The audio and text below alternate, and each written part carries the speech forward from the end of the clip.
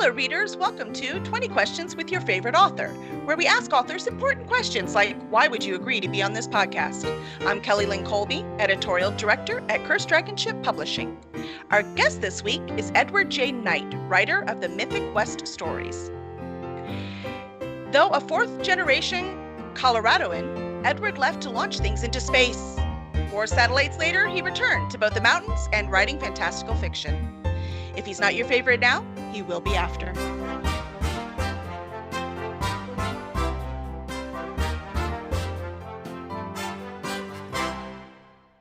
Yay!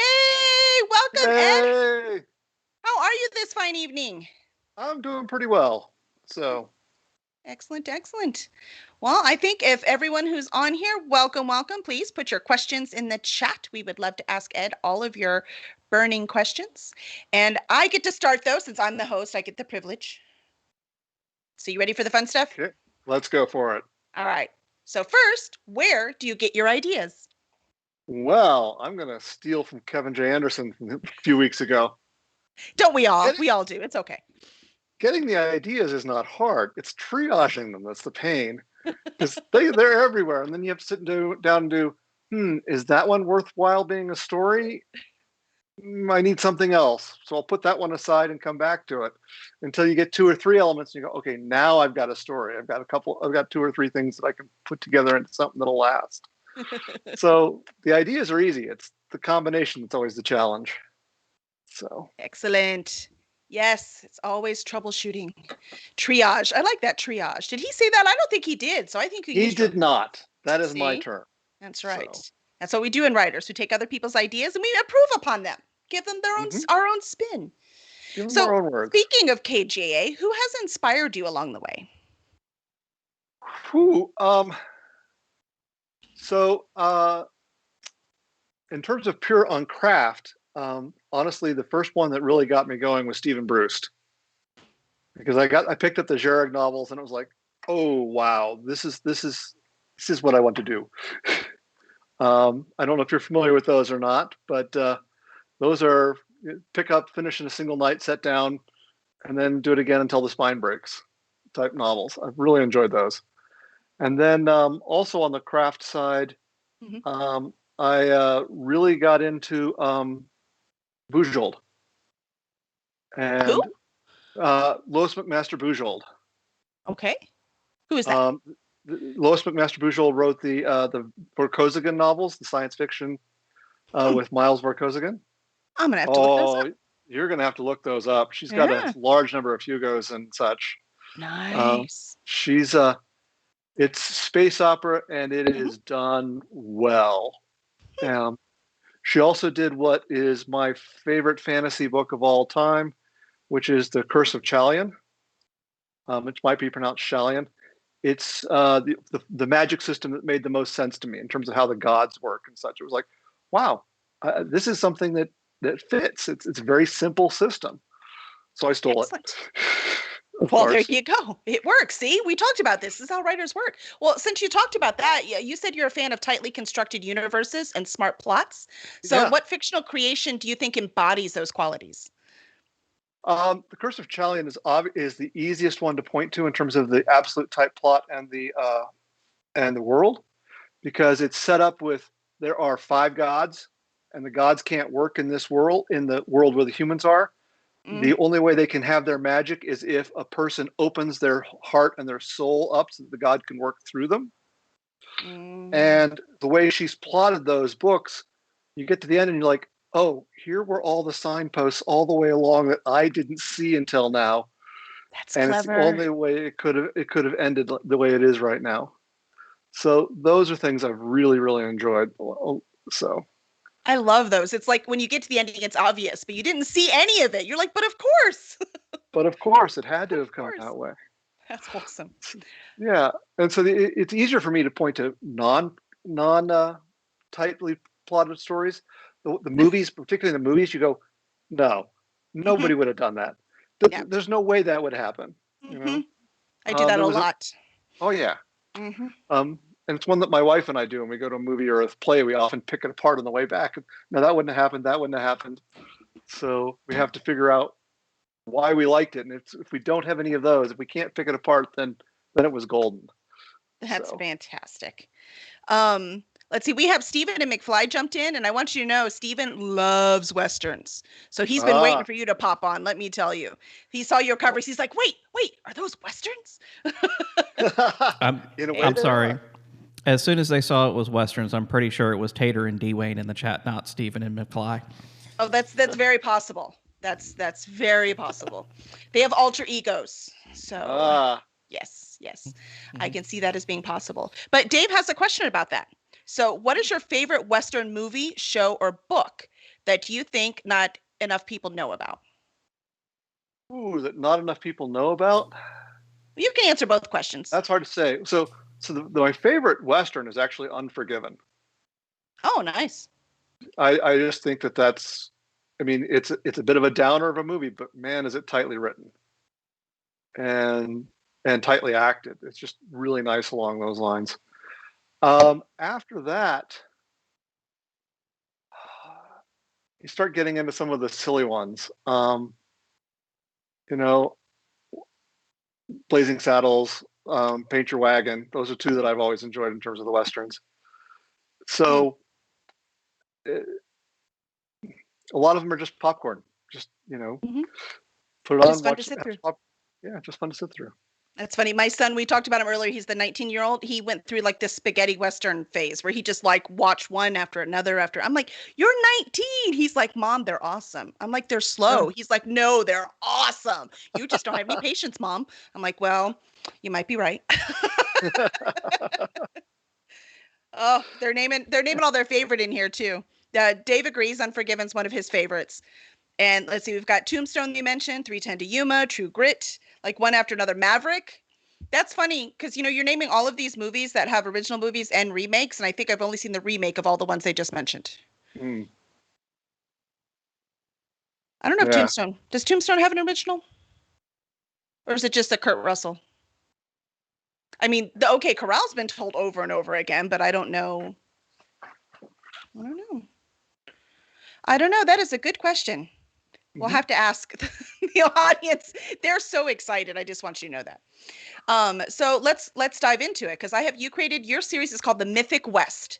Right. And so how would you describe this world? Like what's the sales pitch? So the sales pitch is cowboys fight monsters, basically. The universe operates under the simple premise that you can open a rift to other worlds, and the Confederates did that at Andersonville at the end of the Civil War, and they screwed up and they opened it to Jotunheim. Oops. And so all sorts of fun stuff started pouring through. The Jotunheim giants, there's trolls, there's dwarves, and a dragon or two came through that rift. And so all of the history is extrapolated from that point. It's historical fantasy in the sense that up to 1865, it's the world we know. And at 1865 on, well, now you've got the Jotunheim giants that have conquered the South and a good fraction of the Union. And they got defeated in the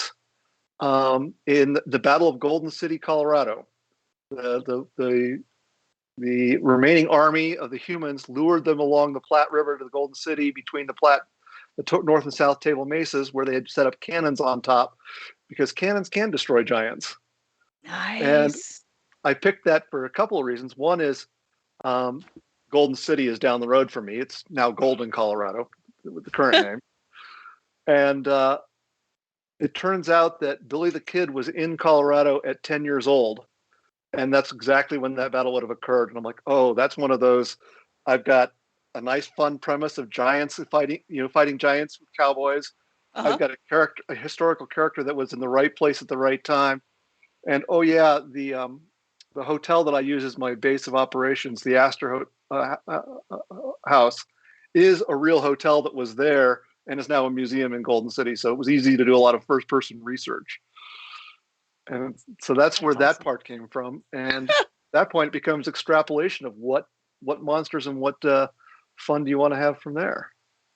So Well, that leads to my next question, because I see you've got like Calamity Jane is mentioned, Bill Hickok, Billy the Kid. Huh? All of these are mentioned or characters in your Mythic West novels. How much Right. research did you do on the real people before you started to write the fiction? It varied from place to place. Billy the Kid, I did a fair amount of research, but because he was 10 when my alternate universe splits, I had a lot of freedom to take him a different direction than the way he went historically. I also did the Calamity Jane and the Wild Bill Hickok research, Mm-hmm. but I didn't spend as much time on Calamity Jane because not a big spoiler. I kill her in the prologue, so it wasn't worth Oh, spending a lot of time researching her, other than finding out that, according to her, she really did have a romance with Wild Bill Hickok, mm-hmm. and some of her background, so that when I wrote her, I could get her somewhat accurate in terms for the few number of pages that she was there. Most of my research ends up going into the geography and some of the other things. You know, the number of times I've spent looking up, would they have matches, and what would those be like in this period? What would their clothing be like? What was the actual name of Casper, Wyoming in 1871? That's where a lot of the research ends up being done. And sometimes I miss it, and then you play it off, or you go back and correct it in the next edition. Then you could just say it's alternative. It's alternative history, people. Things are a little different. At least that's what I'm hoping is going to save me. I'm doing the same thing. I cannot tell you how many old maps of Chicago I've looked at. Least I'm like, wait, where's this? Wait, but it's. So Yeah. yeah, but that's the fun part. It's procrastination. That's actually useful for the writing career. I like it. It leads to some interesting rabbit holes. That's true. And suddenly you have this whole chapter you have to cut later because you did all this research. Gosh doggone it. Or you end up doing all the research, and you come back and you're like, really? I bought the books, and then I spent my time on it. I'm doing research for my next the sequel to Gunslinger, which will be a book called Ghost Hunter, and it's set in St. Louis. And Nice. I needed there to be caves underneath St. Louis, and by gum, there are a lot of caves underneath St. Louis. That's why there are breweries in there, because it was a natural coolant for the beer. So all of these brewmeisters went to St. Louis because there were all these natural caves that they could keep their beer cool in after they brewed it before they distributed it. And there's a book that a woman wrote in the 1970s of her and her husband exploring all these caves.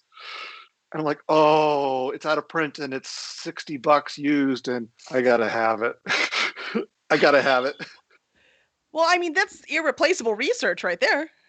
Yeah, short of going out to St. Louis, exploring some of those caves myself, which, well, COVID kicked in, so it's not something we can do real easily. And even then, So, you're going to get the tourist version, right? They actually yeah, explored, so it's still going to be different. yeah, that's right. That's Well, and a lot of the caves that they explored are ones that have since been sealed up for one reason or another.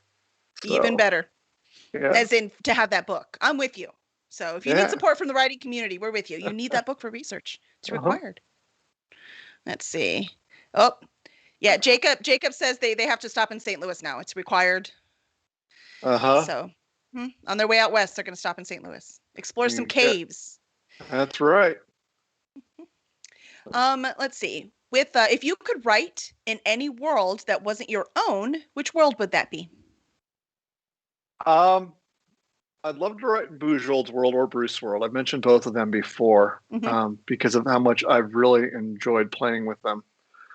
The other one, that I would have a lot of fun doing, is actually a KJA, Kevin J. Anderson novel. He did one with Sarah Hoyt where they did an alternate history that's set in the Lewis and Clark expedition. Mm-hmm. I'm like, well, your magic system's completely different than mine, but that would be a fun time period to back up and do some alternate history and with some magic and have some fun. Mm-hmm. Have some crossover characters. Yeah, so that was fun one. That would be fun. So, how do you go from putting satellites into orbit to writing about the Old West?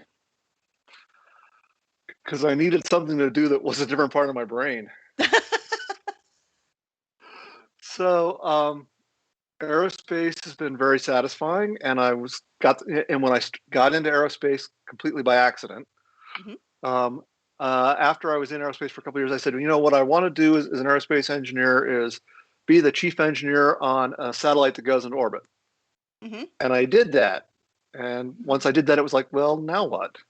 And I'd been writing as a hobby off and on. And then I got to the point where a lot of us do, where we start, well, let's send a short story out for submit it and see what happens. Right. And then let's collect the rejection slips. And we keep sending them, even though we're getting a lot of rejection slips. It's part of the deal.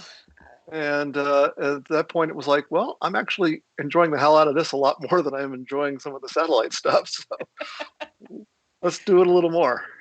That's awesome. Yeah, if you can take it, even being rejected, then you know you're on the right path. Yeah. Yeah. And part of it too was, you talk about the switch in the genres. Mhm. My problem with science fiction is that I know too much. Mm. And so it's, space opera is okay because that's its own thing, but hard sci-fi, if it's not at the Weir's Martian level, I'm going to pick it apart. And so it's like, okay, I'm going to go someplace else where I don't have that knowledge and I have to go do the fun stuff. And I'm not going to spend my entire time second guessing what you can grow on Mars. I'm going to be second guessing, okay, how many bullets is that? What's the range on that rifle? It's more fun that way. What you don't know doesn't hang you up. You know what I mean? Yeah, I know like people like in the medical field can't watch medical dramas, that kind of thing. So that actually makes sense to me. Yeah. Let's see. Why did you decide to move from self-publishing? Because the first two Mythic books are self-published, right? Mm-hmm. So Yeah. why did you move from self-published, that Sidekick and Sharpshooter, to publishing with a small press for Gunslinger? Education, learning stuff. There will be a third book in the Billy the Kid series, which is Sidekick, Sharpshooter, and then there'll be Scout, which will come out this summer. Nice. But Gunslinger was a spinoff with a new character with Beth, she was a minor character in the first book, and I realized when she needed her own book that I could therefore take her to a small publisher, and I wanted to learn a hell of a lot, and I have been. It's been really educational and really kind of fun working with Marie and the crew there in terms of what it takes to put together a book that I didn't already know. And there's a lot I didn't know that I've learned in the process of that. Yeah, Marie's pretty awesome. She's at Wordfire Press, for those who don't know. She's incredible. Yeah. So I kind of see straddling the line as the way to go on that. It also helps, to have somebody else who says they believe in you that isn't related to you. Yes. And plus, hybrid's the way to go, right? Your own audience, and Wordfire Press is going to have a different audience, and so it makes sense. I was just wondering why you did it. So, because it makes sense. That's why you did it. Yeah. It's clever. Let's see. Convention season's about to start, and it looks like we might be having a modest one, which is better than no convention. So I'll take a modest season over none. Do you have any event that you'd love to attend as an author?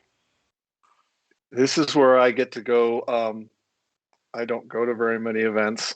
I've gone to Superstars, and I wasn't doing any of the conventions or anything before that because I was so buried in my work and in the family stuff. And so it's been interesting, through Superstars and like listening to some of your stuff talking about Dragon Con, going, oh, there are all these other things out there.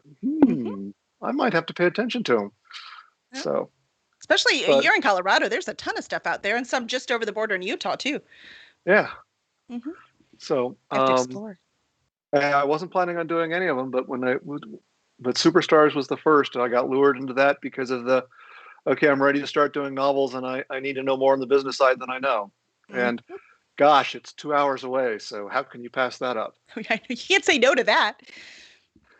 So, that's fantastic. Yeah, the conventions, and plus since you're being published through Wordfire, you should be able to be at their booth if they're at the convention. You know what I mean? So you should be able to share space there. We talked about that early on, and then when COVID hit, we stopped talking about it. So it's coming back. We shall return. I'm so looking forward to this to be over. Yes, we all are. Counting the moments. My son got his first shot today, so yay! We're getting closer to full family immunity. Cool. So, what is the first thing you want to do when it is safe to do things again? Whew.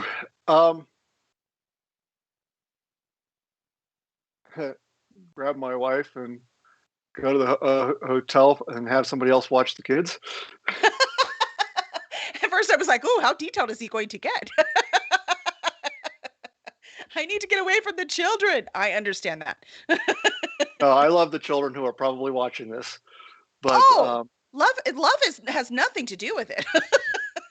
well, one of the things that my brother-in-law has done in the past is he's given us gift certificates for overnight babysitting.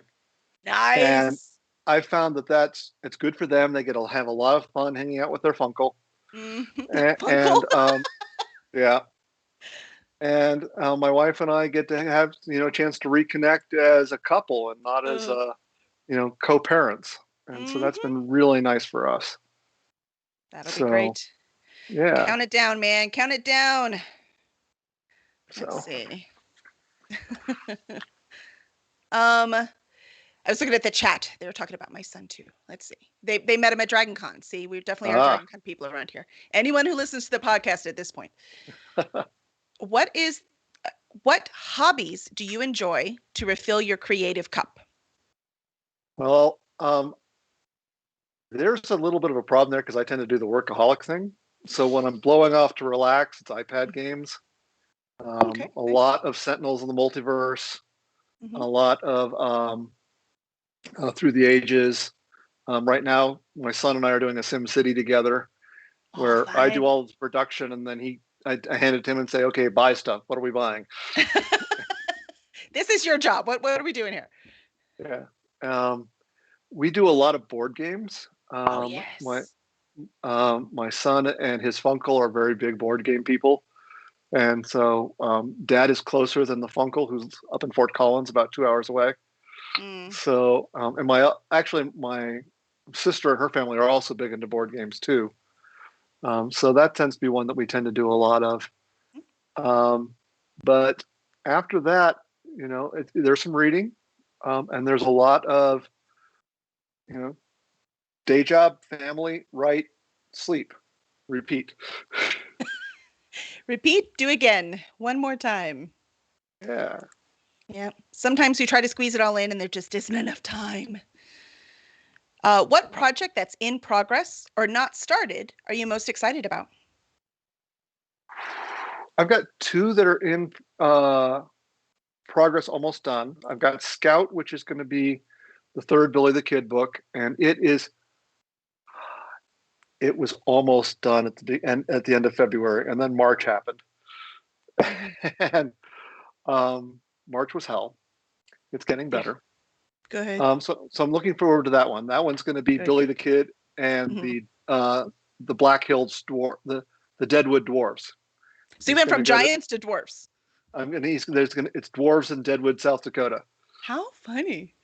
And then, but the other one that I'm excited about is the one I mentioned earlier, Ghost Hunter, which is the sequel to Gunslinger. And Ghost Hunter is Beth and Wild Bill Hickok going to St. Louis to investigate people who have died after encounters with ghosts, which is not supposed to be possible. Right. So I'm going to explore a lot of that. So I'm looking forward to. I've got that one about a quarter of the way written, and Beth's just a fun character. She's fun. So I'm looking forward to getting back with her and taking things into St. Louis and seeing how that goes with her. So, that'll be cool. She's going to drink a lot of beer. There wasn't a 21 age limit back then. She'll be fine. She'll be fine. So, if you could have your dream pet, what would it be? Ooh, we're not animal people per se. I know that's sacrilege in some quarters, neither dog nor cat people. So if I were actually going to have a pet, we'd have to go all the way to a dragon. Excellent. So take a dragon out. Oh, apparently you're going to have to dig your way to that other world so that you can grab one. Maybe a small one though, a smallish one. Oh yeah. Yeah.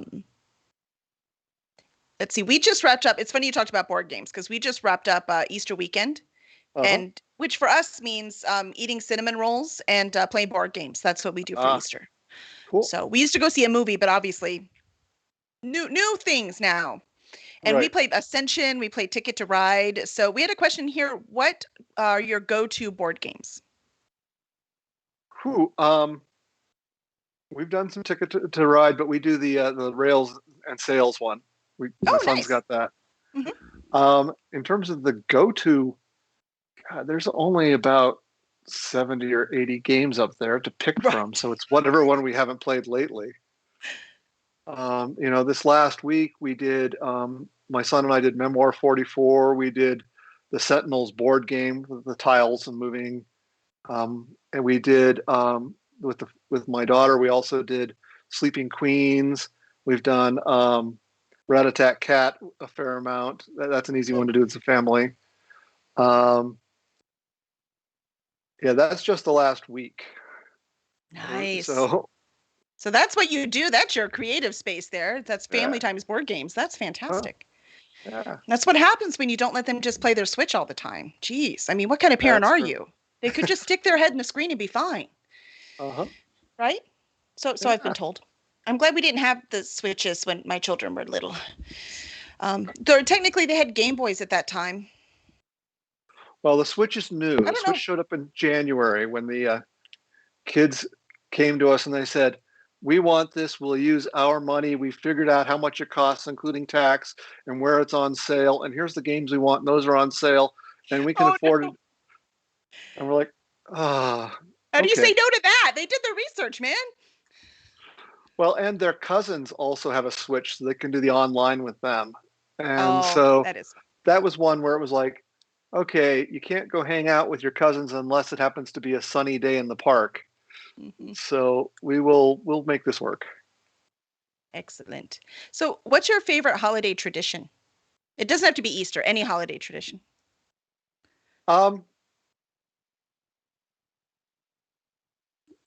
That's hard to say because the one that I've always enjoyed was going to my friend Caroline's Halloween party. Mm-hmm. Not so much for my dressing up because that doesn't do much for me, but because of watching what somebody who's so into it can do. The person, she goes all out. She decorates. She's got original costumes. And of course, the rule is that if you show up without a costume, she gets to put you in one because she's got enough spares. That could be fun. But so just being able to enjoy somebody who is so into it that she's got the paintings that she hangs up on Halloween that have you move your head one way or the other, and it changes from a normal painting to a picture of ghouls and such. She's into it, man. She's into it, and that's a lot of fun. Within that's a lot of fun. I think that's probably the single holiday thing I've enjoyed the most. The best. Plus, you go to someone else's house, so you don't have to clean up. I mean, I like this. This is a wonderful tradition. Yeah, I think the next one is watching some of the kids at Christmas. I mean, how do you beat that? They're still young enough that they're really into it, and that's a lot of fun. That's so cool. Yeah. Did you hear that, children? He loves buying you presents. That's what I heard. That's totally what I heard. Yeah. All right, now for our important questions, such as, what's your favorite flavor of ice cream? I knew this one was coming. And that's right. Actually, you have to ask it. It's actually not ice cream. It's gelato. Ooh, it's fancy. Grapefruit gelato. There is a chocolatey / gelato place a few blocks from our house that does a grapefruit gelato that is to die for. It's got the tartness of the grapefruit, but it's sweet and it's cold and it's smooth. And, my son gave me a hard time because last time we were there, it's like, I know what Dad's getting. Yeah, duh. Okay. You're like, it's not like I could get it in the store. This is what I want. This is what I want. So, yeah. It's clever. Well, it's the most unique answer we've had so far, so good job. Yeah. What is the first thing you put in your grocery cart as an impulse buy? Donuts. Nice. Oh, I love donuts. Diets suck. Okay. What part of your daily routine is an absolute must? The one that's been impossible to break is, and it's a little strange, but we'll go with it. I wake up way too early in the morning. and I will crawl into the bathroom off our master bathroom, and I'll sit on the floor and I'll turn the space heater on next to me if it's cold. And that's when I fire up and do all my email and social media checks before I get into the shower. And part of the reason it's hard to avoid that is because it is the one time of the day that I guaranteed is mine, because nobody else is getting up at that hour of the morning. And Oh, that's so funny. I've got an hour where it's completely alone time. I can clear the email out. Some mornings I'm awake enough that I can actually write. I can hop through my various sports sites and others, the everyday check sites, the blogs you check every day. And then about then it's time to get in the shower and then go wake the kids up and get them started towards school. Fantastic. Until you said that, I forgot, because growing up in Chicago, we had a heater on the ground. Like, it was the, central heat, but it was on the ground right by the bathtub. And I used to sit right on that, trying to stay warm while I was waiting for the shower to warm up. The things you forget. Not until you said that did I not even remember I used to do that. Plus, that bathroom was purple. Oh. I don't mean the walls. I mean the bathtub and the toilet and the sink. It was all purple. That's a little scary. Yeah. Well, sometimes you can afford to redo a bathroom, and sometimes you get what you get. And I was a kid. I thought it was awesome. I loved it. So there was a time when we all thought that was awesome, or at least our parents thought that was awesome. Somebody paid to put that in. So yeah. That's awesome. Yeah, actually, my brother's in right now, and you're wanting just mentioning donuts for your impulse buy. Apparently, it's a lot of people, because a lot of people want donuts now. Oh, see, and my brother's on. He said he remembers sitting on the heater vent too. Well, that's where I kind of started the habit when I was a kid, because the heating vent was in the wall right next to the tub. And so I would do that as a kid. And then as I moved to an adult, it's like, well, the heating vent isn't there, but I can afford a small space heater. I can make this work. It's funny. Oh, yeah. Well, in Houston, everything's in the ceiling because it's all about the air condition, not the heat. Yeah, so it's a little more difficult here. Yeah. Mm-hmm. Let's see. Well, that was fun. We asked ice cream, grocery, must. I loved your must. That's a new question too. You're the first one to get that one, so good job. What is your least favorite chore around the house? Menu planning. I suck at it. So I've been single parenting since last Sunday in February. Oh my gosh! No wonder March was so hard. Yeah. So my wife left to go help out her mother, who was hospitalized in December, almost died, recovered, has continued to get better, is been at home, and is actually now to the point where it looks like she'll be able to live alone again. Oh, that's excellent. But my wife went out. My brother-in-law covered the first couple of months, and my wife went out at the end of February. Mm-hmm. So I have been single parenting during a pandemic, and my wife left 3 days before the kitchen remodel started. So single parenting in a pandemic with no kitchen. Not a good thing to do. No. How many times can you eat microwave burritos? I mean, there's a limit. But it's amazing how often you can get takeout and reheat it in the microwave. That's true. That's true. But oh my gosh, that's madness. But good on your wife. She's taking care of her mom like a good daughter, and she gets to come home to a brand new kitchen. I mean, I think she worked that out well. I think she did too. Yeah, so I think she's almost certainly online here too. So she should comment, chat. She should comment. See, tell us how clever she is. That was pretty clever planning there. Yeah, but anyway, the process we've established that my wife does the meal planning, and I suck at it. I look at the meal planning I did last week. I'm like, well, we ate one of those meals. All the rest of them were Dad coming down from the office and being hungry and going, I feel like pizza, so we're gonna have pizza tonight. Maybe we ought to get a salad so we can have some vegetables too. And so I know sometimes I have a dinner planned and it's the same thing. I'm too tired, and usually it's not even I don't want to cook. It's that I don't want to clean after. So let's just get food. Well, for me, it's the decision making. You know, Mm, I don't want to have to figure out what I want to do because by the time I'm hungry, I'm too hungry to think straight, and I don't plan far enough ahead. So the way we divvied it up in the household was, to quote my son when he was much younger, "She's the cooker, I'm the disher." oh, what I wouldn't pay for that divide. One way or the other, actually. But no, that's a good divide. Mhm. Let's see. We have yeah, the audience is having the same thing. They said Steven says he's dual parenting and it's hard for him to handle it some days. So you're getting gold medal from them. They're all impressed with you. As well they should be. Yes. Yeah, DoorDash has become a best friend for many of us. Many of us. Um, let's see. What There was a question here. Oh, Jacob. Jacob wants to know what your favorite libation is. I'm into wine. Um, Oh, nice. Beer never did much for me. Most hard alcohols, I'm not Scotch is fine, Hmm. but good wine, particularly into Italian reds and then some high-end Cabernets. Um, I've liked doing the wine tastings, wine flights, and pairings. Wine dinners are a lot of fun. Hmm. So if you were to pick a specific one, my go-to is Cakebread Cabernet, which is not a cheap bottle. Um, but cake. I got introduced to Cakebread Cabernet on my 30th birthday, and I'm 52, so that was a while ago. And so there's always a bottle or a case down in the basement for special occasions. That's awesome. So I've heard of cake bread. Now I can't put two and two together. My mother-in-law would be so disappointed in me right now. They also do a great Chardonnay, but I'm a fan of the Cab. So. Mm.